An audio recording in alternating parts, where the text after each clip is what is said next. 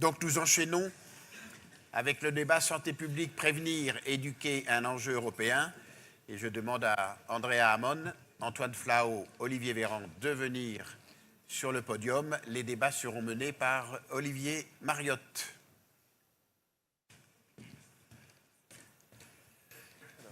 Voilà, tu te mets de l'autre côté. Antoine, tu te mets là, en face, c'est bien, parfait. Voilà.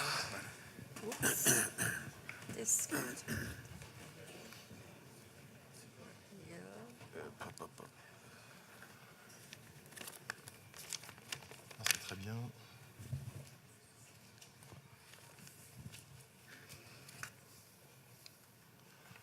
Bien, on va commencer tout de suite ce débat. Je crois qu'il y a quelque chose qui est important d'abord à signaler, c'est que si on commence à aborder en une demi-heure la problématique de la politique de santé publique dans l'Union européenne, on va un peu déborder et Guy ne sera pas tout à fait content. Donc, ce qu'on s'était proposé entre nous, sans que vous le sachiez encore, c'est qu'on recentre un peu le sujet sur un sujet un peu symbolique dont on a déjà beaucoup parlé, qui est le sujet de la vaccination, parce que ça va nous permettre de reprendre, en fin de compte, tous les sujets et tous les enjeux qui vont caractériser les campagnes de santé publique. Alors, quelque chose qui est important en ce qui concerne la vaccination, on voit qu'avec la montée des populismes en Europe, par exemple, on a à l'heure actuelle une défiance constante qui se met en place. Maria Gabriel, hier, nous a dit qu'il y avait eu une vraie campagne de mobilisation de fake news au sujet de la vaccination qui a été montée. Et quand on regarde les chiffres qui caractérisent en particulier la vaccination dans les pays européens, je prendrai l'exemple de la vaccination anti-HPV, donc papillomavirus, quand même le seul cancer qu'on pourrait éradiquer dans le monde. Les autres pays vont le faire, la France ne le fera pas, parce qu'à l'heure actuelle, quand on regarde la couverture vaccinale en France, elle est de 20%. Alors on va me dire, oui, mais les Français, c'est les Français, sauf que les Portugais, ils sont à 87% de couverture vaccinale. En Grande-Bretagne, ils sont à 85%, en Italie, ils sont à 70%. Et en Allemagne, l'Allemagne fait à peu près comme nous, c'est-à-dire fait 31%, 31 ou 20%, c'est pareil. Si on regarde également les politiques vaccinales telles qu'elles sont mises en place, il y a des pays avec des vaccinations qui sont étendues avec des programmes qui sont des programmes obligatoires, d'autres qui ne le sont pas. Si je reviens au papillomavirus, il y a des pays où on vaccine les garçons et des pays où on ne vaccine pas les garçons.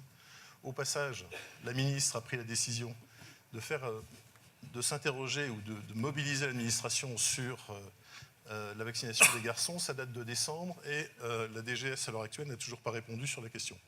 Il faudra peut-être mobiliser la représentation nationale pour faire en sorte que ces questions soient des questions traitées. Voilà, donc ça c'était simplement pour mettre en perspective un peu la problématique des politiques de santé publique en Europe. Si on prend trois grandes articulations, on va dire, il y a l'articulation globale qui est celle de l'opérationnel, il y a l'articulation politique, et il y a un autre défi qu'on pourra aborder, qui est le défi économique.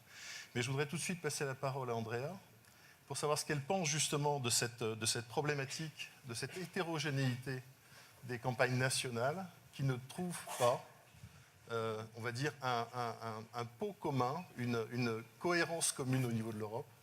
Et qu'est-ce que vous en pensez? Est-ce que pour vous, ça fait partie des choses qui sont à bâtir ou au contraire à modérer?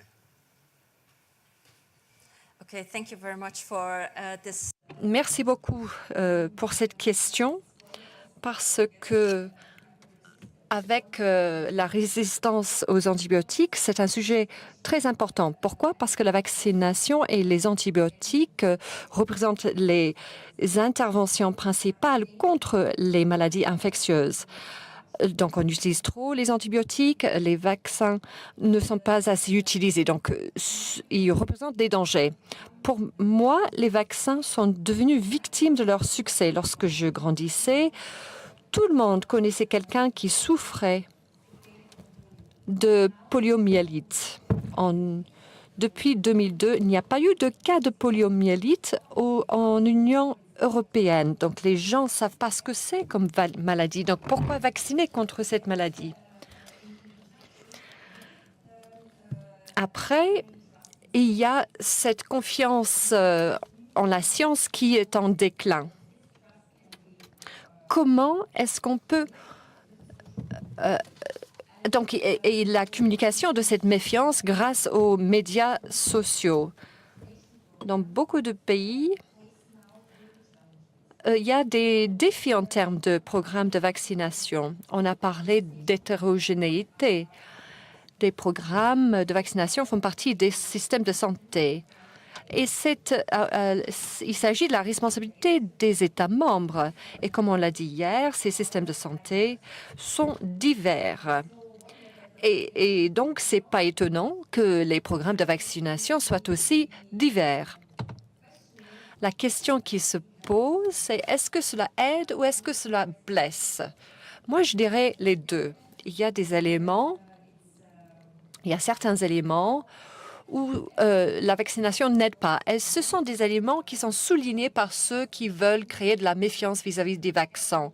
Donc, avec des calendriers, ils parlent des calendriers, ils parlent des preuves scientifiques. Et ils minent les preuves scientifiques. D'un autre côté, la vaccination, c'est quelque chose de très personnel. Et la culture au sein de l'Union européenne est différente selon le pays. Donc, ce qui fonctionne dans un pays ne fonctionne pas forcément dans un autre pays. Donc, il faut une certaine diversité. Et je peux vous donner des exemples tout à l'heure. Comment est-ce qu'on travaille là-dessus? Cette diversité qu'il faut créer pour faire une politique, comme le dit Andrea, qui soit une politique efficace, pas appliquée simplement. Quels sont les outils qu'on peut développer? Qu'est-ce qui est déjà mis en place, en fin de compte? Et qu'est-ce qui va participer, on va dire, à la mobilisation et des politiques et également des acteurs? Parce que sans la mobilisation des acteurs, on le voit par exemple pour la vaccination, on n'aura pas, sur le fond, on n'aura pas de résultats sur la population. Oui, alors je pense qu'il faut voir les choses vraiment au cas par cas, vaccin par vaccin et maladie par maladie. Parce que si vous prenez la vaccination de la rougeole dont on a parlé tout à l'heure, où il faut probablement atteindre plus de 95% de couverture pour avoir une vraie efficacité, c'est-à-dire éviter qu'il y ait des résurgences et qu'un réservoir commence à se reconstituer et qu'il y ait des risques de résurgence épidémique. Alors, vous avez besoin d'avoir une adhésion à la politique et à la stratégie qui va être de plus de 95% de la population, et ça, on ne sait pas faire. Je veux dire, on ne sait pas bien faire avec les outils démocratiques et politiques habituels, sauf à avoir, je dirais, un geste autoritaire, à rendre obligatoire la vaccination et à l'appliquer, ce qui est encore un autre pas. On ne sait pas très bien faire et on ne sait pas, je dirais, rallier 95 ou plus de la population à une idée. Voilà, si le débat est démocratique, il faut peut-être cesser de dire qu'il y a des obscurantistes d'un côté ou des populistes, je ne sais pas quoi, et puis qu'il y aurait des gens scientifiques de l'autre qui auraient la vérité. Je pense qu'à partir du moment où on accepte qu'il y a un débat démocratique, peut-être qu'il y a des gens qui peuvent ne pas être d'accord avec nos propres idées. Donc, et vous le disiez tout à l'heure, il y a même beaucoup de soignants ou de médecins, y compris, enfin, on a parlé des médecins tout à l'heure, mais le milieu infirmier est parfois extrêmement réticent à la vaccination. Donc, pour certaines maladies, ça va être très très difficile. On le voit pour la rougeole et les oreillons. La seule chose, c'est qu'il ne faut pas non plus exagérer. On a parlé, enfin ça peut choquer certains, on a parlé, il y a eu 50 décès dans toute l'Europe pour la rougeole. Je veux bien, mais c'est beaucoup. Mais quand même, il y a eu 70 décès par varicelle en France uniquement, et ça choque personne. C'est-à-dire qu'on a quelque part des outils ou des microscopes, enfin des jumelles qui sont totalement différentes. On accepte qu'il y ait 6000 morts, il y a peut-être eu plusieurs dizaines de milliers par la grippe l'an dernier, et chaque année, il y en a en tout cas en moyenne 6000 en France. Et pareil, ça ne choque pas grand monde. Alors évidemment, on a un vaccin qui est extrêmement inefficace au segment des gens à qui on le recommande. Parce qu'il n'est pas efficace chez les personnes âgées, et ce n'est pas chez les personnes âgées qu'il faudrait probablement le donner. Mais ça, c'est encore un autre problème. C'est-à-dire que les gens ne sont pas si bêtes que ça, en réalité. Les gens ont du bon sens. Et pour la polio, par exemple, ils ne peuvent pas tellement comprendre pourquoi, alors qu'il y a une très bonne couverture vaccinale, pourquoi on rend obligatoire la vaccination pour la polio. Parce que la polio, il n'y en a plus. Il n'y en a plus que dans 3 pays, la polio. Il y a eu 10 cas l'année dernière de polio dans tout le monde entier. Alors, il n'y a aucun risque qu'aucun de nos enfants, à moins qu'ils soient des humanitaires qui partent sur la frontière afgho-pakistanaise, il n'y a aucun risque qu'on ait la polio aujourd'hui.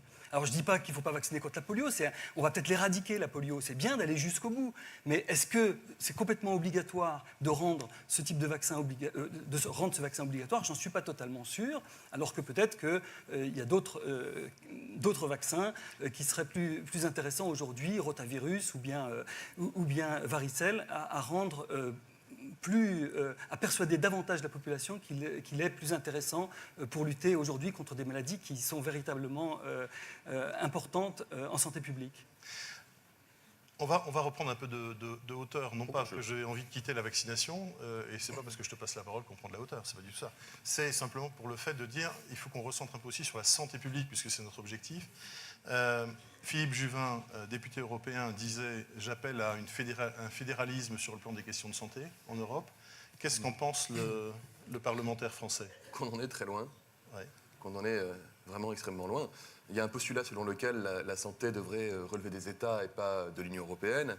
Pourtant, il y a des enjeux sanitaires qui sont partagés. D'ailleurs, je reviendrai quand même sur la question de la vaccination, parce que l'un des enjeux sanitaires partagés à travers les frontières européennes, c'est les risques épidémiologiques. Bien sûr. Le risque Ebola, le risque H1N1 et d'autres pathologies encore. On partage aussi des enjeux technologiques avec l'avènement des NBIC, et on partage des enjeux économiques avec la libre circulation des produits de santé et des professionnels de santé.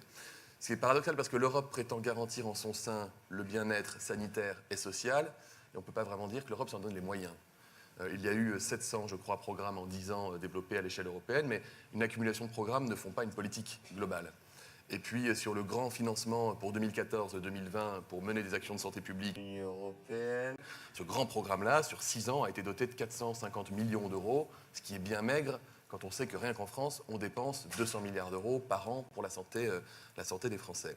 Donc, on se rend bien compte qu'il y a finalement un gap qui est assez important. Et ce qui va rester, globalement, c'est l'adhésion à des normes internationales, ce qui est d'ailleurs paradoxal quand on parle de la vaccination, parce qu'on pourrait s'attendre à ce que, justement, pour éviter le passage de pathologies infectieuses transmissibles, eh bien, il y ait des normes internationales au sein de l'Union européenne stipulant qu'il faut au contraire vacciner les populations contre des risques qui sont des risques émergents ou réémergents. Quand on parle de la rougeole aujourd'hui, en constatant qu'il y a des clusters de rougeole en Europe du Nord ou en Espagne et ailleurs, c'est pas tant. Alors c'est un drame évidemment pour les personnes qui l'ont et qui en décèdent, mais c'est pour regarder un tout petit peu plus loin. C'est pour regarder ce qui pourrait se passer dans 5 ans, dans 10 ans, dans 15 ans, en termes de passage de ces infections transmissibles totalement évitables et qui pourraient être une source de décès importante. Et puis quand on regarde les résultats de la politique européenne en matière sanitaire, c'est pas terrible. Il y a au sein des pays, au sein de l'Union européenne, un écart d'espérance de vie de 13 ans entre deux habitants qui partagent la même monnaie, 13 ans d'écart d'espérance de vie.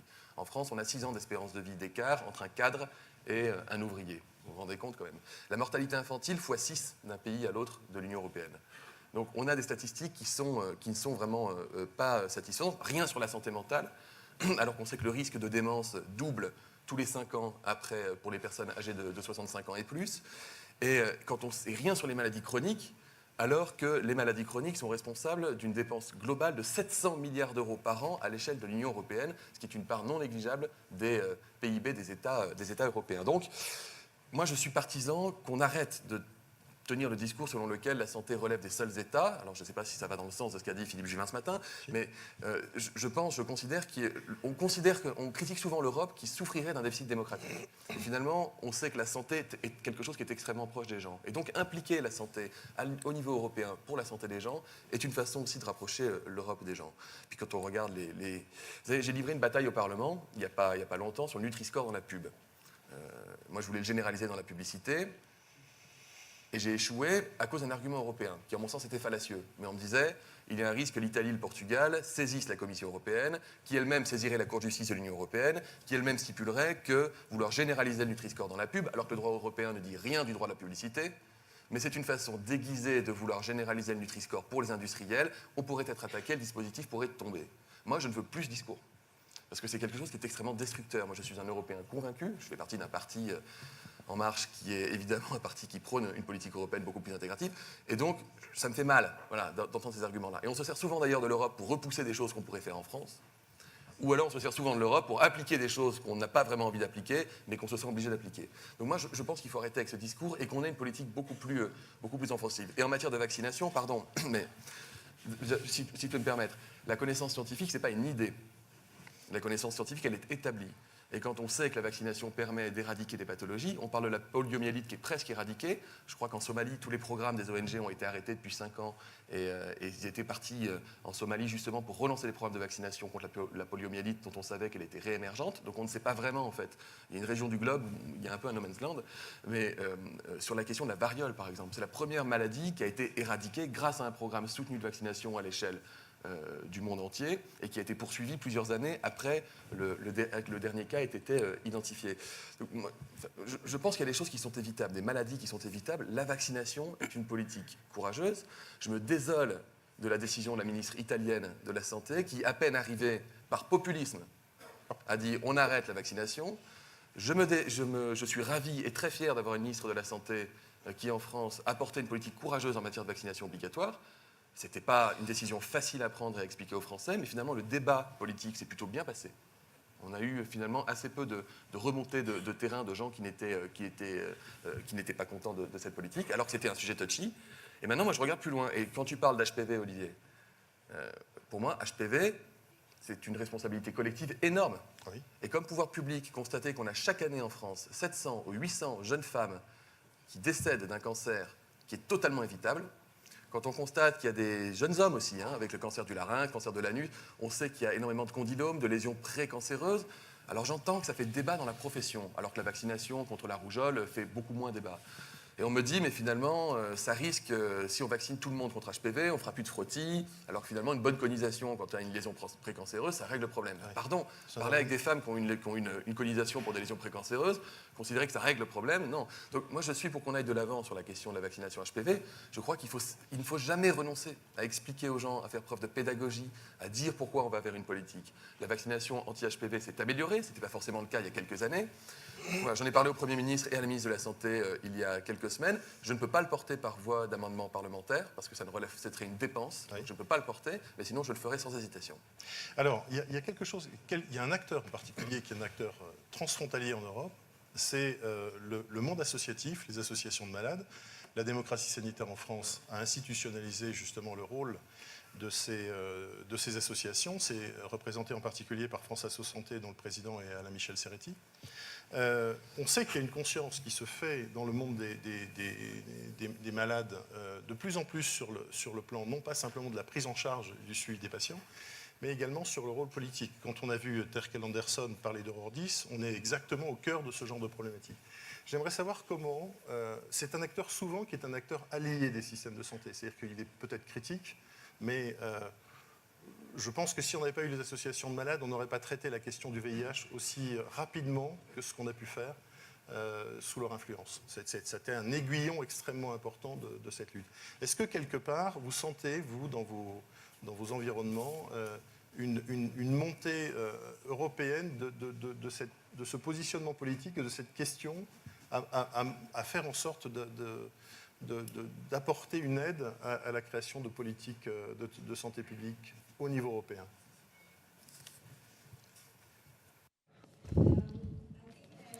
Je pense que les patients et leurs associations représentent des parties prenantes très importantes. DG Santé a organisé une grosse conférence l'année dernière où toutes ces parties prenantes étaient rassemblées. On voulait faire des progrès sur cette question. Donc, il y a une conscience parmi les médecins, parmi tout le monde qui est impliqué par la santé. Donc, on sait qu'il faut faire quelque chose. Alors, quel était le résultat? Est émergé le besoin d'une source indépendante, transparente, d'informations basées sur des faits scientifiques. Donc un portail de vaccination européenne où les patients peuvent aller puiser des informations, mais également des médecins. Et c'est ce que nous sommes en train de créer. On espère que cela va servir de référence, un point de contrôle lorsqu'il y a des infos qui courent. Donc ça, c'est une chose qu'on voulait faire. C'est une chose qui a émergé. Et lorsqu'il y a des recommandations de conseil pour augmenter la vaccination, il s'agit d'un outil très puissant. Donc il y a des débats au niveau du conseil actuellement. si c'est adopté, il s'agit d'un engagement fort de la part des pays membres de faire quelque chose vis-à-vis des vaccins. Alors, les autres outils que nous les avons recueillis de par le monde, dans plusieurs endroits où ils ont essayé d'augmenter la couverture vaccinale. Donc, c'est un catalogue d'interventions sur notre site Web et les gens peuvent y aller pour voir qu'on n'a pas besoin de réinventer la roue. La vaccination obligatoire a été mentionnée ici. Et bien sûr, c'en est un des outils, mais ça ne fonctionne pas partout, c'est clair. Nous avons des pays européens qui ont une forte couverture sans rendre la vaccination obligatoire. Et les collègues de ces pays nous disent, eh bien, si on rendait cela obligatoire, ça serait contre-productif. Donc, il n'y a pas de solution unique. Les raisons pour lesquelles les gens se vaccinent ou ne se vaccinent pas sont pas parce qu'ils sont contre. Parfois, les gens disent c'est très difficile de se procurer le vaccin ou je n'ai pas le temps. Et certains groupes ne sont pas du tout sensibilisés. Et donc, il y a aussi vraiment les opposants, hardcore. Mais pour les autres groupes, ça vaut le coup de comprendre qui ils sont pour pouvoir s'adresser à eux. Il y a beaucoup de parents qui ont leur premier enfant, ils veulent vraiment la meilleure chose pour leur enfant et ils lisent sur les médias sociaux que c'est dangereux. Et donc, ils cherchent quelqu'un qui peut les renseigner. Et là, ils vont voir un professionnel de la santé. Et s'ils ont quelqu'un qui est contre la vaccination ou qui ne sait pas comment faire face à ces questions, là, on a un problème. Donc, c'est pour cela que nous avons développé ces outils pour former les médecins, pour savoir comment faire face à ces questions. Des professionnels et de l'implication des professionnels. On l'a vu hier avec notre jeune collègue qui a été formé en Roumanie. J'ai d'ailleurs été extrêmement troublé par ce qu'il a dit sur l'accueil qu'il a reçu en France ensuite, alors qu'il fait partie des confrères. Comment on va faire avec ces flux migratoires de professionnels qui viennent de pays différents, qui viennent de formations différentes, qui ne sont pas forcément toutes uniformisées? Des outils communs, on n'en a pas beaucoup. Comment on va faire? Comment tu vois, toi, l'évolution d'un système qui est un système justement à la confluence d'un certain nombre de cultures et de formations professionnelles qui obéissent à des cursus totalement différents? Moi, j'ai souvent pris l'argument européen et de la libre circulation des professionnels de santé. L'argument factuel qu'un quart des médecins installés aujourd'hui en France sont des médecins à diplôme étranger, essentiellement de l'Union européenne, pour dire que le numerus clausus ne servait plus qu'à une chose, c'était à empêcher des étudiants français de faire médecine en France. Bon, une fois qu'on a dit ça, est-ce qu'on peut avoir une stratégie démographique européenne en matière de santé? Honnêtement, c'est pas demain la veille. C'est absolument pas demain la veille. D'abord parce que les organisations des systèmes sont totalement indépendantes. Vous regardez les gatekeepers anglais, vous regardez le système. La démographie en Angleterre, je crois en Espagne, en Allemagne, il me semble de tête qu'une densité médicale de 0,7 pour 1000 en médecin généraliste est considérée comme la norme, voire la norme haute. Alors que nous, c'est à peu près la densité de la Franche-Comté. Donc on voit bien que les organisations sont complètement différentes et donc penser à l'échelle européenne une démographie, c'est complexe. Par contre, moi, je considère qu'il faut quand même qu'on ait cette réflexion. Si je prends l'exemple de Fernando Pessoa, qui était l'université, l'école portugaise qui s'était installée en France, qui disait finalement, on a une équivalence de diplôme à vous offrir sur votre sol national, hors numerus clausus, hors tout critère de formation exigible en France, puisque par convention avec le Portugal, on vous offrira une équivalence de diplôme universitaire. Bon, on l'a bloqué partiellement. On voit bien que c'est compliqué. Les premiers dentistes diplômés sont quand même inscrits par l'ordre des dentistes pour un exercice parce qu'ils sont en difficulté pour leur refuser ce droit-là. Voilà, il faut avoir une réflexion. Certainement pas de stigmatiser les uns ou les autres. Et je pense que j'ai vu le jeune collègue hier qui était formé en Roumanie. Moi, ça ne me pose aucune difficulté. Ce qui me pose une difficulté, c'est qu'on empêche des jeunes Français de faire médecine en France à telle enseigne qu'ils partent à l'étranger. Oui. Ou qu'on empêche des jeunes kinés de faire kiné en France et qu'ils allaient remplir les amphis de Belgique. La Belgique qui a dû, en représailles, mettre en place des quotas en réservant un certain nombre de places à des étudiants étrangers considérés comme résidents, c'est-à-dire cotisants.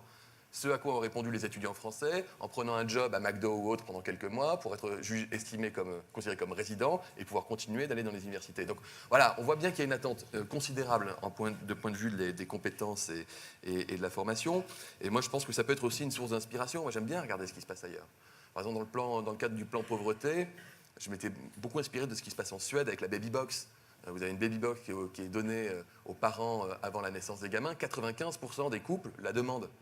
Vous imaginez, 95% des Français allaient demander à l'assurance maladie un dispositif d'accueil pour la naissance. Ça se demande, 95% de la demande. Et vous avez dedans, même la boîte en elle-même est intelligente, puisque c'est une boîte Landau qui évite aux gamins, aux bébés de se retourner pour limiter le risque de mortalité infantile. Donc on a plein de bonnes idées à aller piocher en Europe. Et puis, pour faire le pont avec ce qui était dit sur la démocratie sanitaire, les sources d'inspiration européennes, ça va concerner beaucoup les questions sociétales. Regardez, avec la bioéthique. Qu'est-ce qu'on dit sur la PMA pour les femmes seules ou pour les couples de femmes?